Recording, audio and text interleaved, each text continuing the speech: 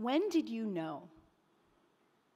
Looking back, now that we're on the far side, I wonder, when did you realize that things had changed?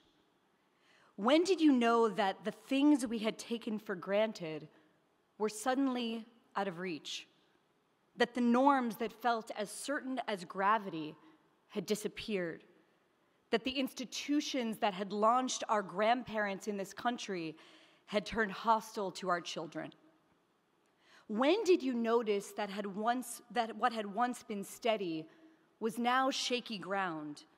Did you look down to see if your own knees were the ones that were trembling? When did you realize that we were not immune from history, but living directly inside of it? When did you see that our world was actually the world of yesterday, and that a new one with far fewer certainties, one where everything is up for grabs, was already coming into being? Maybe it was September 11, 2001, when Islamist terrorists murdered 3,000 Americans. Maybe you noticed in the days afterward, as my friend Jonathan Rosen did, that an explosion of Jew hatred seemed to have ridden on the contrails of the airplanes that the jihadists had turned into weapons of mass destruction and aimed at the heart of American civilization. Or maybe it was the Second Intifada, in which everyday places, Mike's Place, Sabaro's, Cafe Moment, the Dolphinarium, became symbols for slaughterhouses, even as few of our would-be allies said their names. Or maybe it was on February 1st, 2002, when Al-Qaeda beheaded the journalist Daniel Pearl in Pakistan, as he spoke his final words, "I am a Jew. My mother is a Jew." Or maybe it wasn't until the Shabbat morning of October 27, 2018, when a neo-Nazi gunned down 11 Jews at Tree of Life in Pittsburgh while shouting, "All Jews must die." Or maybe it was the shooting 6 months later at the Chabad of Poway, because for Hannah Kay, who witnessed the murder of her mother Lori on that day, it surely was. Or maybe it was January of 2022, when a gunman held the congregants of Congregation Beth Israel in Colleyville, Texas, hostage. Or maybe it was before. Maybe it was the bombing of the Amia Center in Buenos Aires, the terror attack at the Chabad of Mumbai, the school shooting in Toulouse, or the murder of Sarah Halimi, an older woman who was thrown out of her apartment window in Paris. Maybe you don't remember, but French prosecutors decided to drop the murder charges against her killer, who had shouted Allahu Akbar, because those prosecutors said that he had been smoking weed. Maybe it was the rise of Jeremy Corbyn in England, or white supremacists marching through Charlottesville with their tiki torches. Maybe it was the anti-Semites at the helm of the Women's March. Or maybe it was the social consequences you suffered when you dared to notice them. Maybe, as it was for so many, it was the morning of October 7th, when Hamas terrorists came across the border into southern Israel on foot and on motorbike and by truck and by car and by paraglider to murder and maim anyone they could find. Maybe it was the fact that they had come armed with maps that had been drawn by Palestinians with Israeli work permits, who told them which home had children in it, who told them who owned a dog. But maybe even that wasn't enough. That was still over there. It wasn't here. Maybe it took until October 8th, when in Times Square, while terrorists were still roaming in Israel, people were cheering, exhilarated, jubilated at the news of Jewish death. Or perhaps it was the moral inversion in the days that followed, the Chicago chapter of Black Lives Matter using the symbol of a hand glider, a symbol of mass murder, as a sign of liberation. Or maybe it was when the heads of Harvard and Penn and MIT, who run schools that cater to the most minute of microaggressions, could not answer in the affirmative when they were asked if calling for the genocide of Jews qualified as bullying and harassment.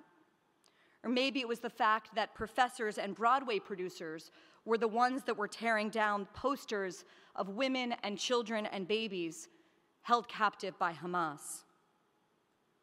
Maybe it was after October 8th when you organized the march, and none of the people who post about being allies showed up.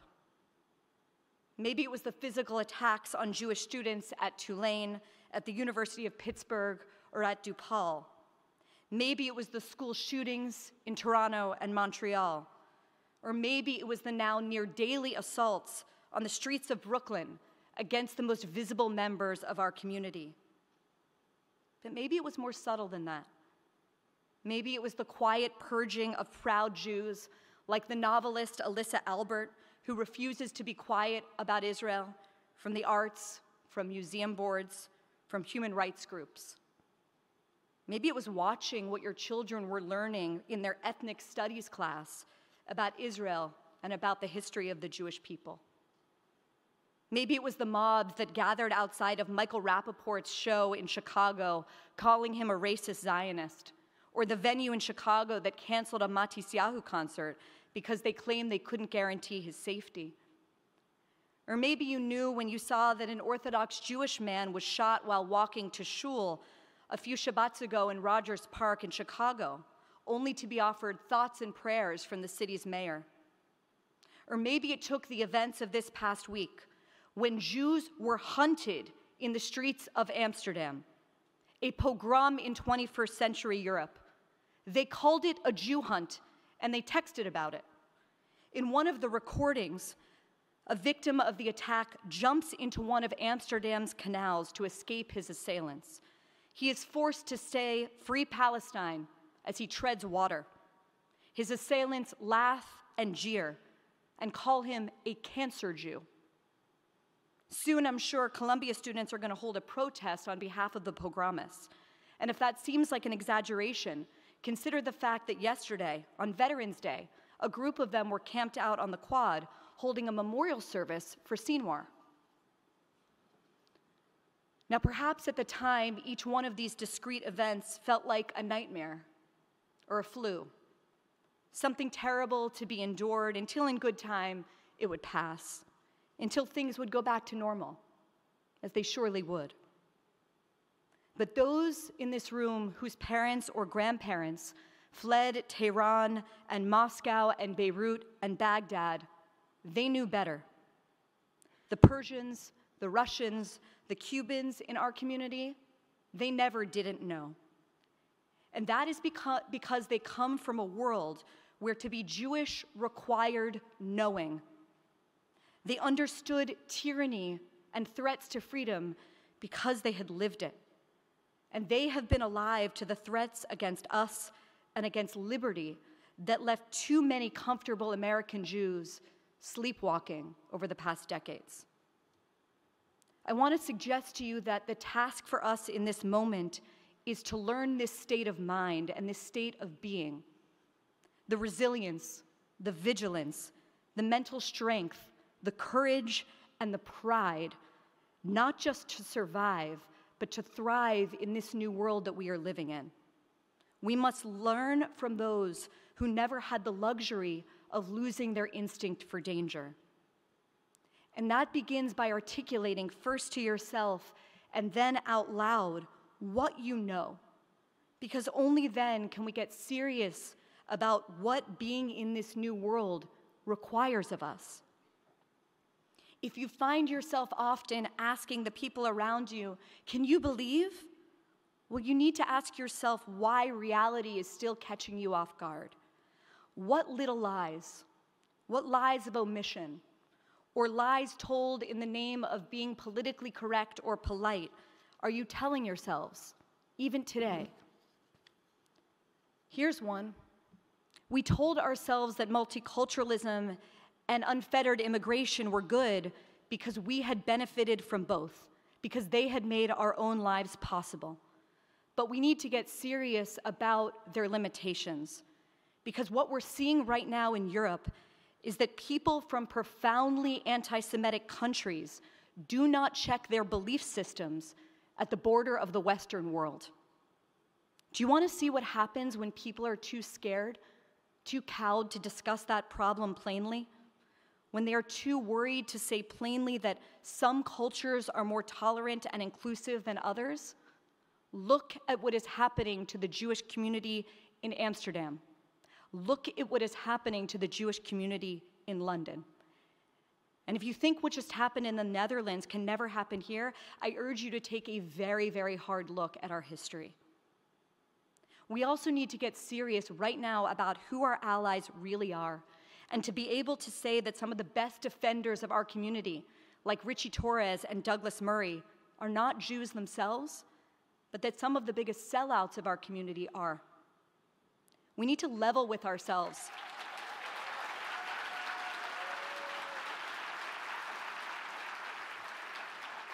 We need to level with ourselves, even if it's in private, and acknowledge that many of the institutions that have turned against our community were funded by members of our own community. Walk through a museum whose staff would never hire a Zionist curator and look at the names above the galleries. Walk in a university right now and look at the names on the buildings. Look at what's being taught there.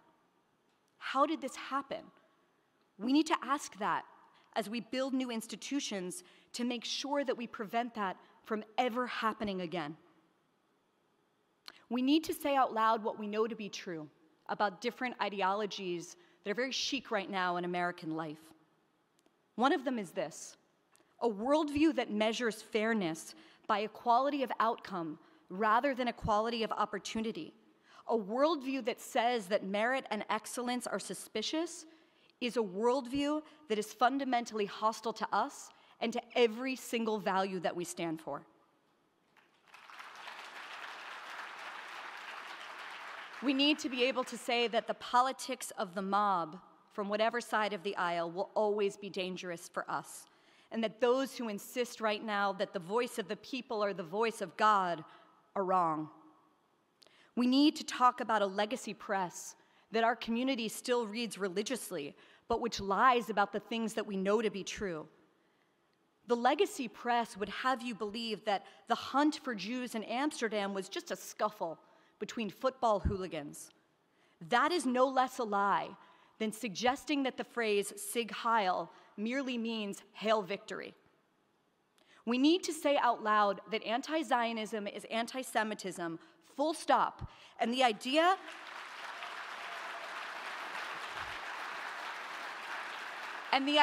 that we need to indulge in panel discussions to debate that inside the Jewish community is perverse. We need to take the phrase globalize the Intifada seriously. It is not a fun rally chant. It is a call for violence against our community. What this moment requires is the truth, the hard, uncomfortable truth. It means not backing down from telling it to yourself and to others.